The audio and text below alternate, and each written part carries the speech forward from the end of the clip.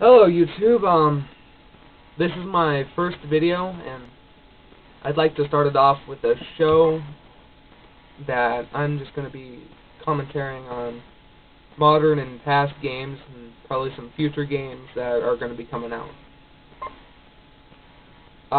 First off,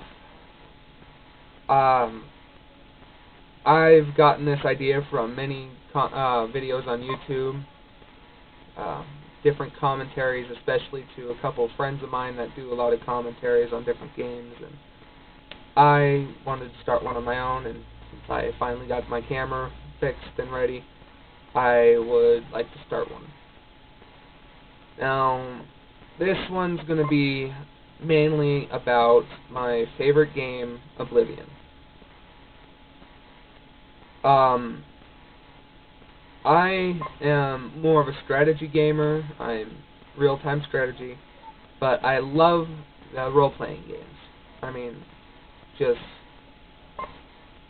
it's better to me to play a strategy game. I'm a chess player and everything, but role-playing games are basically, I love them, and there's nothing not to love about them unless you're not into that sort of stuff. But I like it, and, well, I play it a lot. So far, I've actually beaten all 3 main quest lines, and I'm starting to get the quests from different towns to finish it off and everything. So, pros and cons about Oblivion. Well, first pro I'd say is that there's a very big landscape, even if you don't have the mods, and even with the mods, it's huge, and it took me forever to explore all the different locations that there are. Now, for a con for that would be like I just said, it takes forever to discover everything. You don't know where all the quests are, and you have to ask around every person to figure out if they have a quest or not.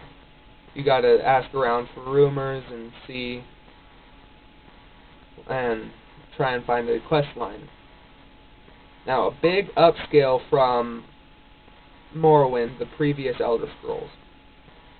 First off, I loved Morrowind. It was my favorite game for the Xbox, but when the next-gen games and systems came out, I liked Oblivion. What a big upscale from Morrowind from Oblivion is that the characters talk to you. That was such a big issue with me when I played Morrowind. They just didn't talk. You had to sit there and read through a huge paragraph of stuff. You had to choose from different lists of talking, and it all just didn't reveal to you right off the bat. And that just took forever to get quests, it took forever to find out the information you needed, and I just didn't like it. In Oblivion, people actually talk to you, and it's actually like you're there. You're not reading off of a piece of paper or something. It's not like a textbook. The con to that, however, is that you want to sit there and just listen to them talk. It takes forever for them to talk, but if you don't listen to them, you can just read through the little thing on the bottom. But then again, you probably will miss stuff, and then you will not know what to do later on. Another pro about Oblivion is the variety of weapons and magic. You can create your own magic skills, which is basically limitless in the game. You can create your own enchanted stuff, which is limitless in the game.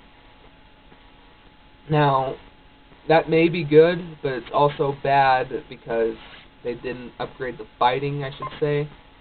I mean, you're sitting there playing and you're mashing the right trigger just to, if you're a fighting class, or just mashing the right button if you're a magic class. And I like more of a combo like Legend of Zelda.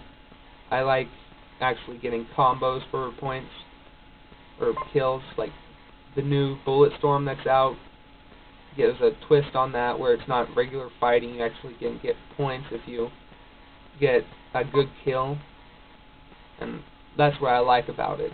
And that's sort of something that I wish they would have fixed from Morrowind to Oblivion. Another thing about Oblivion is that the main quest lines are just small.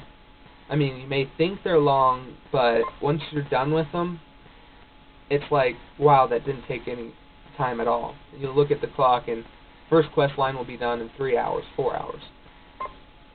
And with me, it only took, for all 3 quest lines, probably a day and a half. And I didn't like that because I like it long, and even though I get mad at it a lot, I'll sit there and still play, and it just draws me in. But it's different when you want to get it done. Like, for example, the Shivering Isles. I'm not going to release anything about it, but it just went from one quest to another quest to another quest to another quest. And you had to do each quest in order, and it was a very, very long quest line. That's actually what took me up most of the time. That was probably the day. Knights of the Nine probably took me a couple hours. Same thing with the first quest line with Martin Septim. It only took me a couple hours. And I don't like that. Some people do, but that's just not mine. Another thing is the mods. You all know Shivering Isles, Knights of the Nine, and the tomes that you get for free. But Frostcraig's Spire, Deepscorn Lair, the Pirate Base, and I don't know. But the new mods that came out for them were houses, basically. My favorite one in the whole time, in all of them, oh, the last one was Morrowind's Razor. My favorite one out of all of them is Frostcraig's Spire.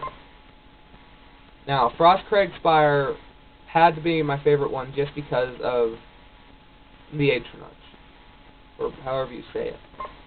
You could summon an Atronach and it'll become your partner until it dies. Now, I like that just because Void, if you get Void salt or Void materials for the Atronach, then you'll get a Void Atronach. And they're very, very good. I mean, I've gotten one and they last forever. They help me very, very much on the Morrowind's Razor, and I just thought they were good. I also like that the Imp Guardians in the basement, they respawn a couple days. There's a ton of them down there, and it's free souls, so I can enchant my weapons. Now, for Deepscorn Hollow, or Lair, my favorite part about that's just the guy that goes out and kills and gets you money. I mean, basic. But it does rack up after a while, and I afford a couple houses out of the towns, and yeah. For the Pirate, it's just the rating. It gives you 1,000 gold each time, and I just like it because I got another house using that. Now, Morrowind's Razor was my favorite weapon until I went into Sheogorath and Shivering Isles, because I got the Duskfang and Dawnfang weapon, and I loved it, and I loved Morrowind's Razor. And if I remember right, before the enchantment went out, I got up to 30 kills with it, 30 souls claimed, and I liked it, and that was something that I liked Bethesda to put in. I mean, an ultimate weapon for an ultimate game, as to speak. So, that's basically it for this first commentary. My next commentary will be Halo Reach. Please don't miss that one. I have a lot to say about that one. And soon I'll be making walkthroughs for Oblivion, the Halo Reach campaign, and probably some games that I'll buy in the future. Bye.